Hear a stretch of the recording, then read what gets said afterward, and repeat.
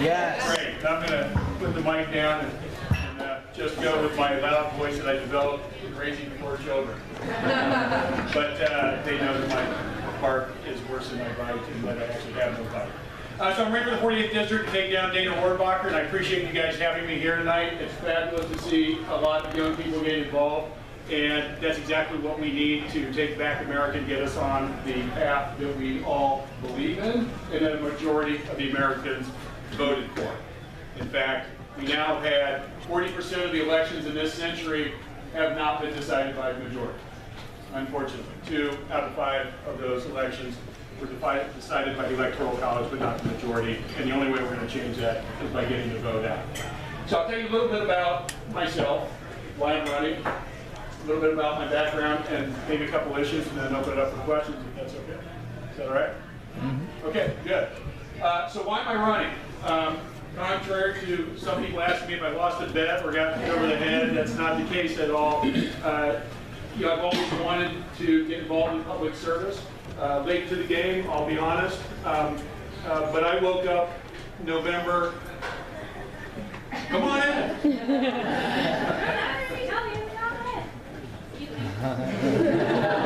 And hey, you're filming. You want to come on up here? I'll grab a chair for you. Come on up. Sure. I want to make sure Dana sees it all. No, I'm just kidding. I don't work for Dana, but Hey, maybe we can slide you in right there. Good. So, why am I running? Like you guys, let me ask you, who was involved in this group in October? Right. So a lot of you, I'm talking just this last October, so a lot of you have just recently gotten involved. You've gotten involved for the same reason I'm getting involved. I was absolutely enraged with what occurred on that November morning. And I was actually the East Coast. I went to bed thinking Hillary had won the election. I know you guys were probably crying your eyes out. For me, though, I woke up and I was absolutely blown away. I was astonished and I was enraged. But I also realized at some point after the grieving that the only real thing to do was get engaged and turn things around. That, coupled with the Women's March, was highly motivating. And to see that many people pour out, not just in Washington, D.C., but across the world, was obviously something that influenced all of us to get involved.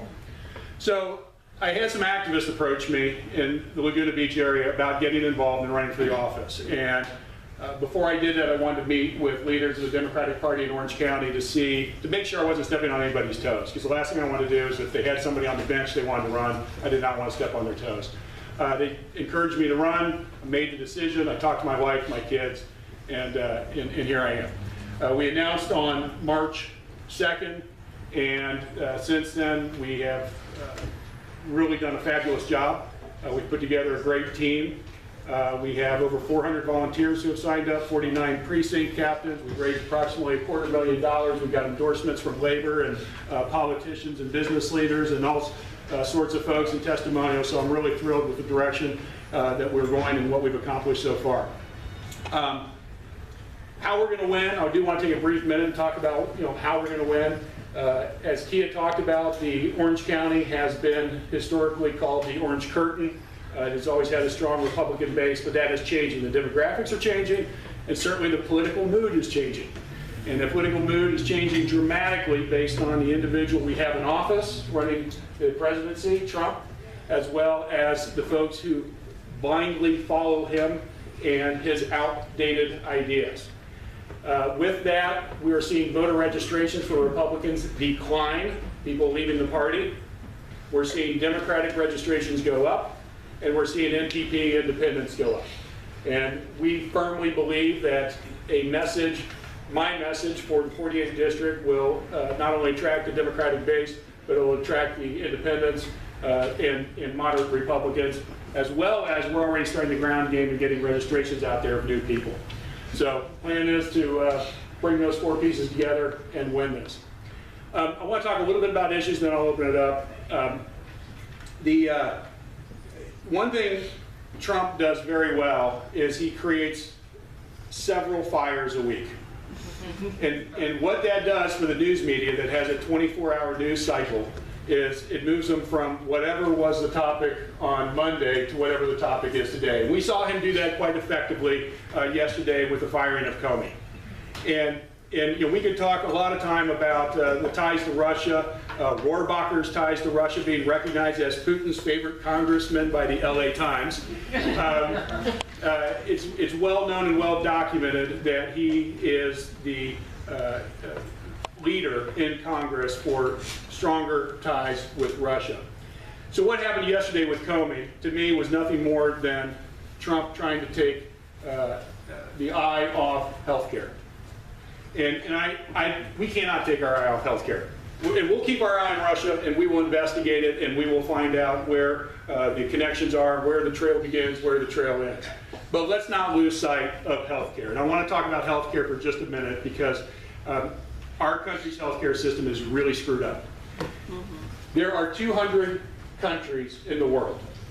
40 of them are considered industrialized, developed countries. 39 of them have universal health care for their citizens. There's only one that doesn't, and guess who that is? That's the United States. That's no surprise, right?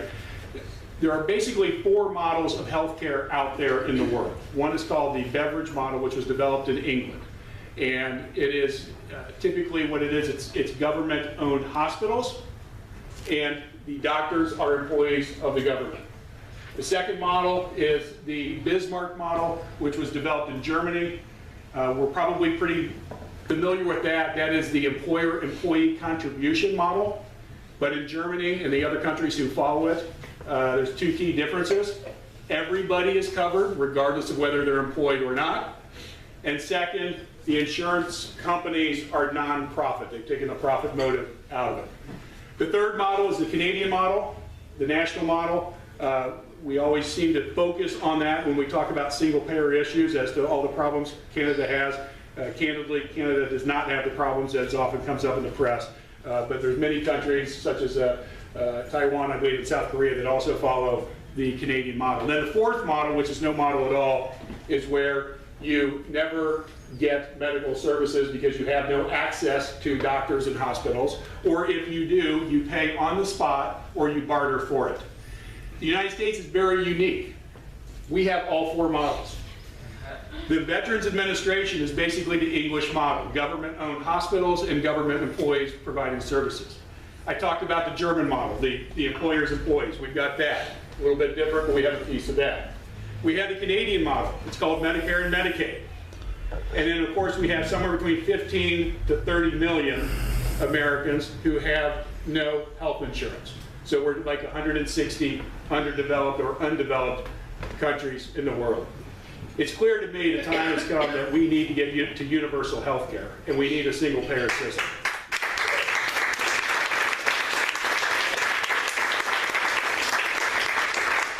I'm not sure the exact way to get there, but I do know there's a lot of smart people that know how to handle this topic and need to be involved in the conversation, but that needs to be the direction. It shouldn't be peeling back insurance coverage. It should be doing just the opposite.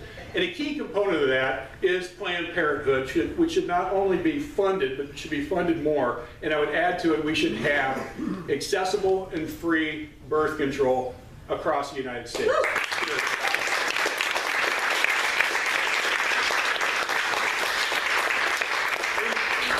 Whether you're pro-life or pro-choice, it seems to me there should be 100% agreement that unwanted pregnancies are something we should avoid, right? Common sense.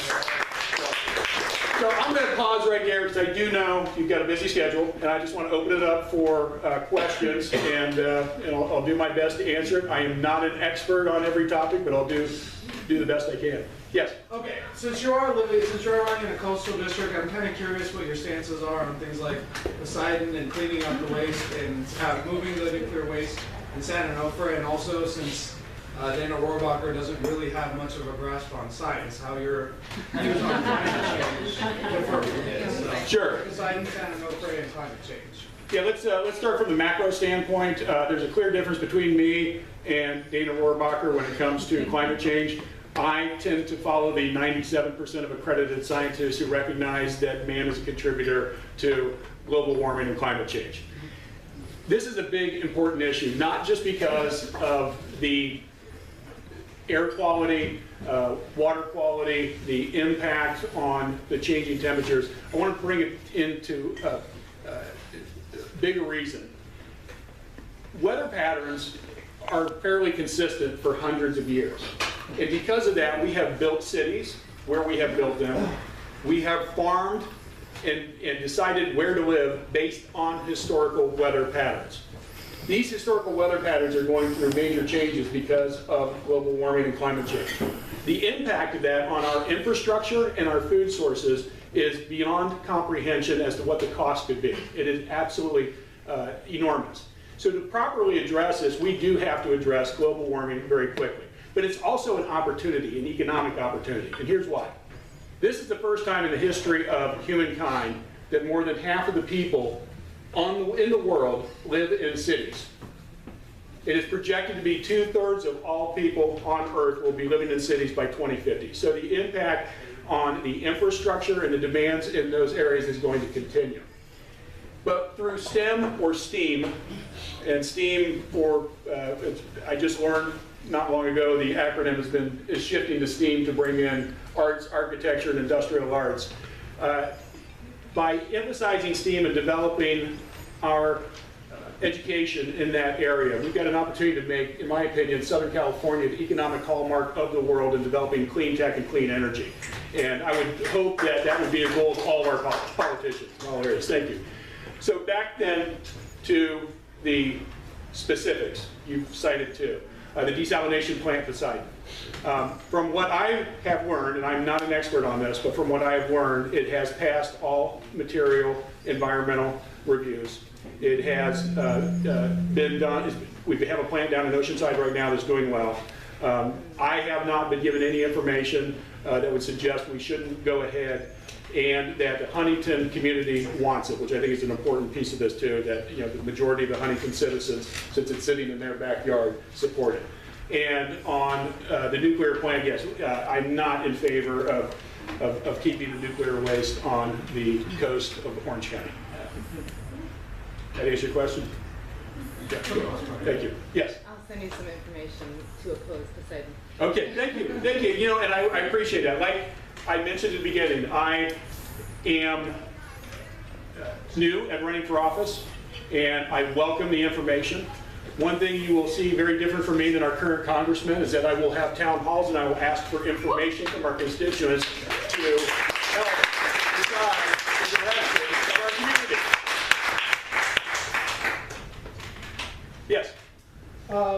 After John Kasich had defunded Planned Parenthood, opposed gay marriage, opposed non-discrimination for gays, attempted to bust unions, public employee unions, opposed agency shop, you gave a substantial contribution to him, and you haven't supported Hillary Clinton.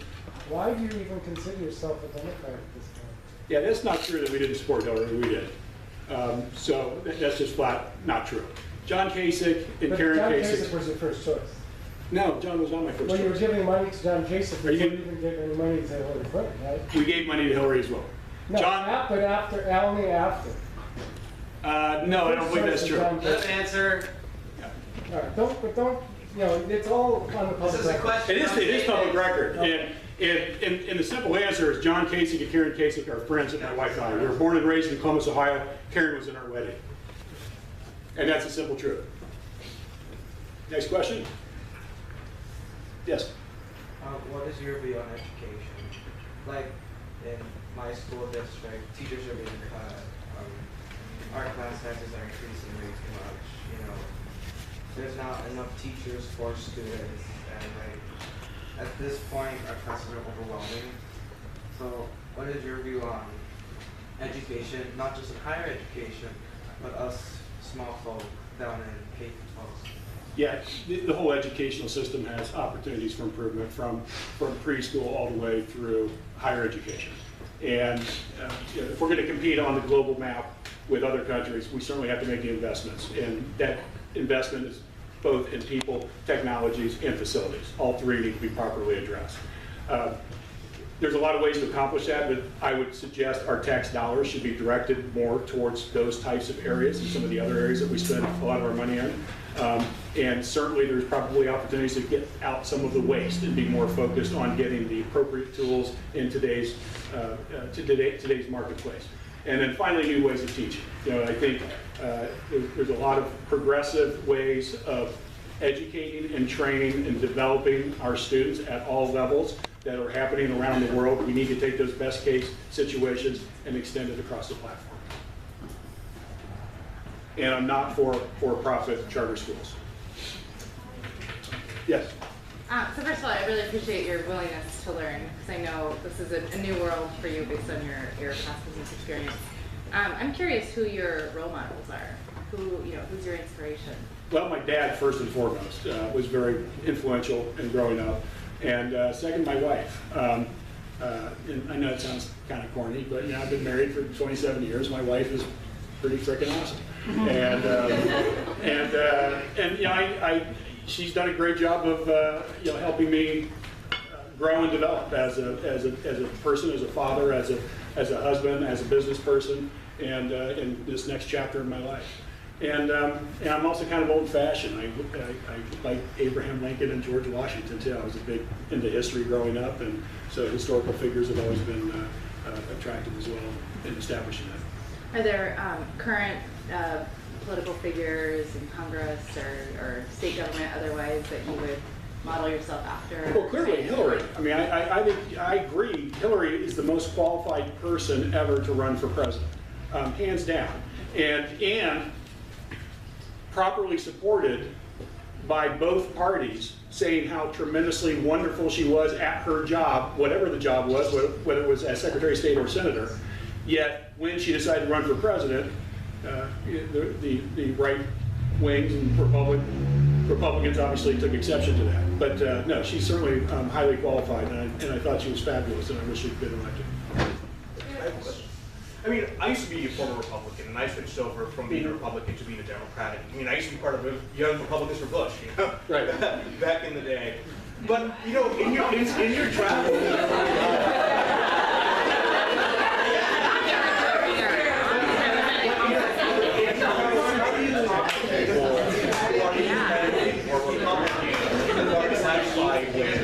The current state, how do you appeal to those people that may not necessarily vote for a Democrat, but they're also not going to support Rohrabacher, or they're not going to support Trump? How do you reach out to those people? Yeah, it's a great question, and I was a Republican too, and I was an independent, and now I'm a Democrat. And political affiliation is a little bit like religion; it's given to you at birth, and based on your household, right? My household was a Republican household, and as you grow and become enlightened, you change your position. And when I go around the district now and I'm talking to people, I find actually a lot of commonality beyond the polarization of the two parties. When I talk to folks about where they are, whether they are Republican or independent or Democratic, I tend to find people that are, at least in this area of the country, that are very socially progressive in a lot of areas. I do think that for Republicans, there's certainly a much bigger focus on taxes and the economy than the progressive issues, and they tend to take a stronger hierarchy in how important the issues are to them. But as I travel around, I'm confident that we will have a message that will resonate with them far better than what their current congressman has done for them for the last 28 years. Did that answer your question? Yeah, because people tend not, they just dismiss somebody as a Republican or independent, but a lot of people haven't voted that way in a long time, or are kind of disenfranchised, and especially in these districts, it's necessary to reach out to those people, and you never know how you can convince somebody with a simple conversation. Yeah, and Hillary was a Republican once upon a time, and Bernie Sanders is still an independent. And what we have to do is, both us as Democrats as well as the people we talk to, is get past the litmus test and recognize it's not about the R and the D or the I next to your name. It's about what you stand for and what you're trying to accomplish, and get people rallied around that. Do we have one more question up Got there? one here. And, Yeah, this way. two here, one here. I'm Yeah. sorry, somebody. I grew up in that district. My family still lives in that district, so you've got someone who could vote for you. But my question is, maybe I missed it, but what is your background? What have you been doing